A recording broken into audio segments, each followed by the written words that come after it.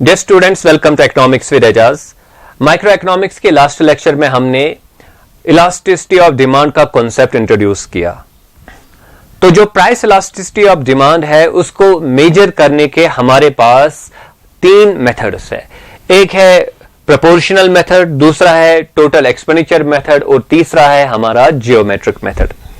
जो हमारा last lecture था उसमें हमने जो प्रोपोर्शनल मेथड है या परसेंटेज मेथड जो है उसको डिस्कस किया और ये समझने की कोशिश की कि प्रोपोर्शनेट मेथड के जरिए से या प्रोपोर्शनल मेथड के जरिए से, परसेंटेज मेथड के जरिए से हम इलास्टिसिटी को कैसे मेजर कर सकते हैं। आज के लेक्चर में हम टोटल एक्सपेंडिचर मेथड एक्सप्लेन करने की कोशिश करेंगे।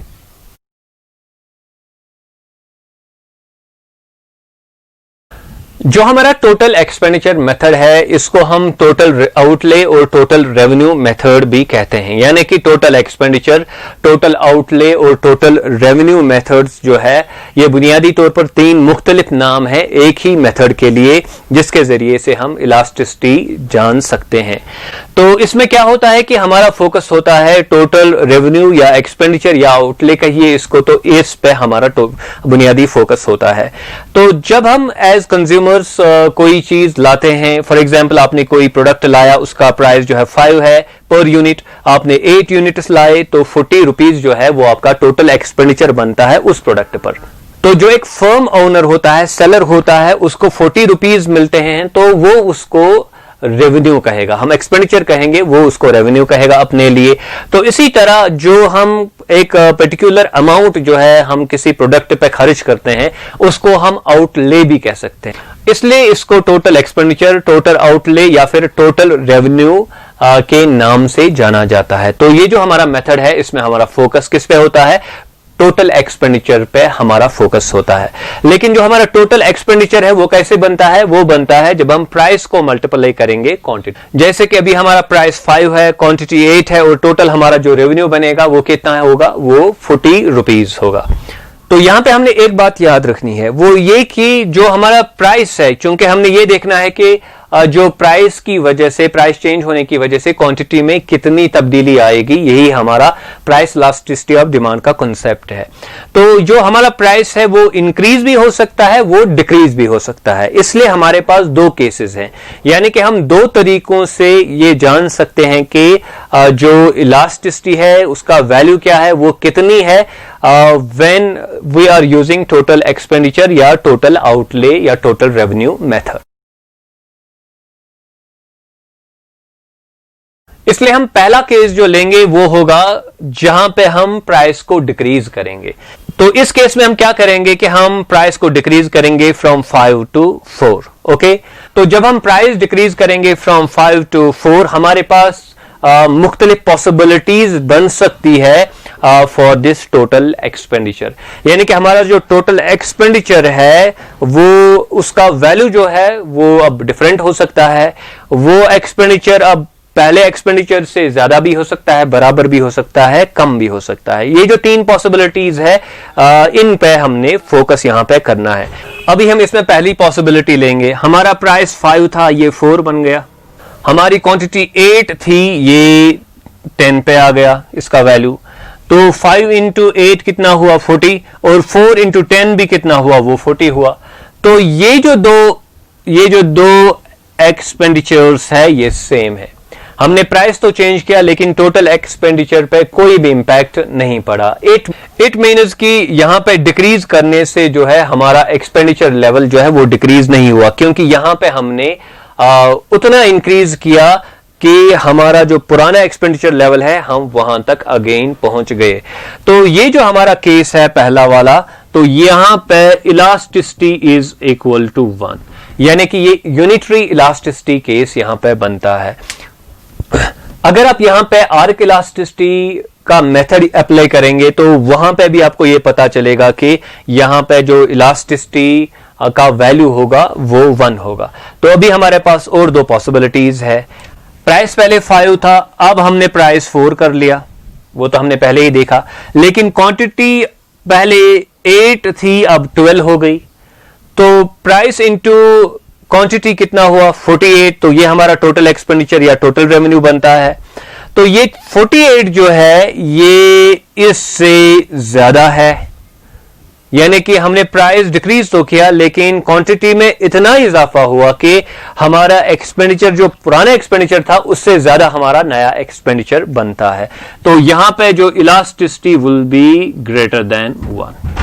तीसरी पॉसिबिलिटी जो हम यहां पे डिस्कस करेंगे वो ये है कि प्राइस तो हमने 5 से 4 डिक्रीज कर लिया, लेकिन क्वांटिटी हम देख रहे हैं कि क्वांटिटी में तो इंक्रीज हो गया, लेकिन हमारा जो टोटल एक्सपेंडिचर है इस वक्त वो पुराने एक्सपेंडिचर से कम है। पहले तो 40 था, अब 36 रह गया। तो हम यहां पे क्या देखते हैं कि प्राइस डिक्रीज करने से तो क्वांटिटी में इंक्रीज हुआ, लेकिन उतना इंक्रीज नहीं हुआ कि हम पुरानी एक्सपेंडिचर लेवल पे पहुंचते। इसलिए यहां पे सिचुएशन क्या है, यहां पे सिचुएशन ये है कि यहां पे इलास्टिसिटी का वैल्यू जो है वो लेस देन 1 होगा। तो उसमें ये उसका मतलब ये हुआ कि प्राइस में जितना आपने डिक्रीज किया परसेंटेज वाइज, प्रोपोर्शनल वाइज, तो उतना इंक्रीज हम जो क्वांटिटी में वो हम नहीं देखते हैं। अब ये बात आपको ऐसे भी पता चलेगी। देखिए प्राइस में आपने कितना डिक्रीज किया, फ्रॉम 5 टू 4, यानी कि 1 यूनिट कितने में, 5 में जो है 1 यूनिट आपने डिक्रीज किया, ठीक है ना। और यहां पे हम क्या देख रहे हैं, हम 8 से मूव कर रहे हैं कितना, 9 पे। तो यहां पे 5 में हम कितना डिक्रीज कर रहे थे, 1। यहां पे क्या कर रहे थे हैं, यहां पे 8 पे हम इंक्रीज कर रहे हैं कितना, 1। तो यहां पे हम देख रहे हैं 5:1 है, यहां 8:1 है। तो यहां की चेंज बड़ी है as compared to this change, because यहां पे 1 यूनिट का चेंज 5 यूनिट्स में हो रहा है और यहां पे 1 यूनिट का चेंज 8 यूनिट्स में हो रहा है। तो ये चेंज जो है ये बड़ी है। तो ये जो यहां पे वैल्यूज हमारे हैं ये इस तरह हम समराइज इनको करेंगे। तो पहली पॉसिबिलिटी यह है कि एक्सपेंडिचर बिल्कुल चेंज नहीं हो रहा है, तो इसलिए इलास्टिसिटी इज 1। दूसरी पॉसिबिलिटी हमने देखी कि एक्सपेंडिचर में इंक्रीज हो रहा है जब प्राइस डिक्रीज कर रहे हैं, तो इलास्टिसिटी इज ग्रेटर देन 1। तीसरी जो है पॉसिबिलिटी हम यहां पे देख रहे हैं वो ये कि प्राइस तो डिक्रीज हुआ और क्वांटिटी में इंक्रीज हुआ, लेकिन उतना नहीं हुआ कि हमारा पुराना एक्सपेंडिचर लेवल तक हमारा जो एक्सपेंडिचर वो जाता, वो उससे कम रहता है। इसलिए इलास्टिसिटी इज लेस देन 1। और इसको आप इस तरीके से प्रोपोर्शनेट मेथड के जरिए से भी आप ये मेजर कर सकते हैं। यहां पे हमने ये बात याद रखनी है कि जो हम टोटल एक्सपेंडिचर या टोटल आउटले मेथड यूज करते हैं वहां पे हम सिर्फ ये देखने की कोशिश करते हैं कि जो इलास्टिसिटी है वो 1 है, 1 से ज्यादा है या 1 से कम है। प्रिसाइज जो वैल्यूज हैं वो देखने के लिए आमतौर पर हम इसका जो है वो इस्तेमाल नहीं करते। प्रिसाइज वैल्यू देखने के लिए हम जो प्रोपोर्शनल मेथड है या परसेंटेज मेथड है उसका इस्तेमाल करते हैं।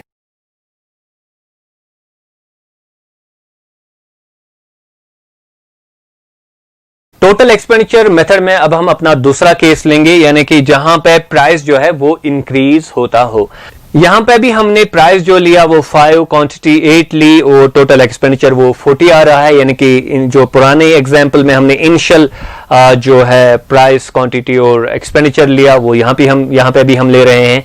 अब हम क्या कर रहे हैं कि हम प्राइस को इंक्रीज करेंगे। अब देखिए यहां पे प्राइस हमने इंक्रीज किया फ्रॉम 5 to 8, ठीक है, और प्राइस इंक्रीज होने की वजह से क्वांटिटी में हम डिक्रीज देख रहे हैं फ्रॉम 8 to 5, लेकिन टोटल जो हमारा एक्सपेंडिचर है वो सेम आ रहा है जैसे कि पहले था 40 रुपीज।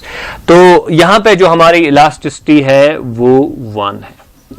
देखिए यहां पे आप याद रखिएगा कि यहां पे इसमें जो इंक्रीज हो रहा है, ठीक है, इसमें जो इंक्रीज हो रहा है वो कंपनसेट होता है इसमें डिक्रीज होने से, यानी कि प्राइस में जो इंक्रीज हो रहा है वो कंपनसेट किससे हो रहा है, वो क्वांटिटी में डिक्रीज होने से कंपनसेट हो रहा है, ठीक है।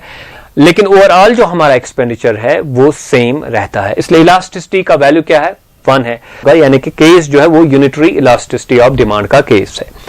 अब नेक्स्ट आप देखिए प्राइस कितना है, प्राइस 5 से 8 हम बढ़ा रहे हैं, लेकिन क्वांटिटी में डिक्रीज जो हो रहा है वो 8 से 7 है, ठीक है। और टोटल जो हमारा एक्सपेंडिचर है वो कितना है, वो 56 है। पहले कितना था, पहले 40 था। तो यहां पे याद रखिएगा, यहां पे कंफ्यूज नहीं होना है, ये केस 2 हमारा है।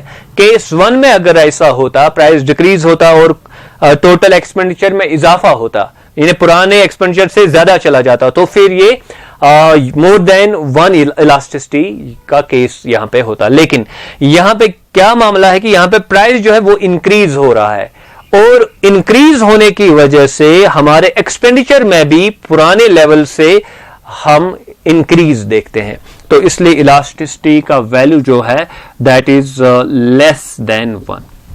अब आप बताएंगे कि ये कैसे है लेस देन 1? देखिए ये बात समझिए आप, प्राइस में हमने कितना इजाफा किया, 5 पे हमने +3 किया, ठीक है ना, तो बड़ा इजाफा है। लेकिन क्वांटिटी में हमने कितना इजाफा किया, हमने 8 पे -1 किया। Are you get my point? 5 पे +3 किया, ये एक साइड की स्टोरी है, प्राइस की स्टोरी है, और क्वांटिटी की स्टोरी क्या है, 8 में हमने -1 किया। तो यहां पे आप देख सकते हैं कि यहां पे 3 जो है वो इंक्रीज कर रहे हैं 5 पे, तो बहुत बड़ा अमाउंट है। यहां पे 1 हम डिक्रीज कर रहे हैं 8 पे, ये 3 और ये 1 पे आप फोकस कीजिए और ये देखिए कि इनिशियल वैल्यूज क्या है, तो यहां पे चेंज जो है वो काफी कम है, यहां पे चेंज जो है वो बड़ी है। तो बड़ी चेंज से यहां पे काफी कम चेंज आ गया। प्राइस में बड़ी चेंज होने के बावजूद जो क्वांटिटी में हम ज्यादा चेंज नहीं देख रहे, इसलिए इलास्टिसिटी का वैल्यू कम है, राइट। अब फाइनल पॉसिबिलिटी आप लीजिए, 5 से हम इंक्रीज कर रहे हैं कहां तक, 8 तक, और यहां पे आप देखिए कि 8 से हम इंक्रीज कर रहे हैं कहां तक, 4 तक, सॉरी 8 से हम डिक्रीज कर रहे हैं 4 तक, और जो हमारा एक्सपेंडिचर बनता है वो कितना है, वो 32 है, तो पुराने एक्सपेंडिचर से काफी कम है। अब यहां हमें क्या पता चलता है, यहां हमें यह पता चलता है कि जब हमने प्राइस इंक्रीज किया फ्रॉम 5 to 8, क्वांटिटी में हम बहुत बड़ी, यानी कि क्वांटिटी डिमांडेड जो प्रोडक्ट की है उसमें हम बड़ी तब्दीली देखते हैं। वो 8 से कहां पे आ गई, 4 पे आ गई, तो बड़ी तब्दीली है। तो ये जो बड़ी तब्दीली आ गई प्राइस चेंज होने की वजह से क्वांटिटी में, इसका मतलब ये हुआ कि यहां पे इलास्टिसिटी का वैल्यू ज्यादा है, क्योंकि इलास्टिसिटी हमें बताती ही यही है कि इसमें तब्दीली आने की वजह से इसमें कितनी तब्दीली आ रही है, यानी कि प्राइस में तब्दीली की वजह से क्वांटिटी में कितनी तब्दीली आ रही है। अगर ज्यादा तब्दीली आ रही है तो दैट मीन्स कि इलास्टिसिटी का वैल्यू ज्यादा होगा, इसलिए यहां पे इलास्टिसिटी का वैल्यू जो है that will be greater than 1। तो ये हमारी 3 पॉसिबिलिटीज है जब हम प्राइस को इंक्रीज करेंगे। इससे पहले हमने ये देखा कि अगर प्राइस को डिक्रीज किया जाए, तो यहां पे इसके अलावा ये तो सेम रहा, उधर भी हमने पहले केस में जो है ये देखा कि price sorry total expenditure same रहा, तो इलास्टिसिटी इज 1, यहां पे भी इट इज 1। यहां पे जब एक्सपेंडिचर इंक्रीज हो रहा है तो इलास्टिसिटी कम है, उधर इलास्टिसिटी ज्यादा थी। यहां पे जब एक्सपेंडिचर कम हो रहा है तो इलास्टिसिटी ज्यादा है, उधर एक्सपेंडिचर कम हो रहा था, दैट मेंट कि इलास्टिसिटी का वैल्यू जो है कम है, यानी कि ये 2 केसेस जो है कंट्रास्ट में आ रहे हैं। तो यहां पे जो हम देख रहे हैं ये ऑलमोस्ट जो हमारा पहला वाला केस था, प्राइस डिक्रीज होने वाला केस था, ये उसके बिल्कुल अगेंस्ट यहां पे ट्रेंड हम देख रहे हैं।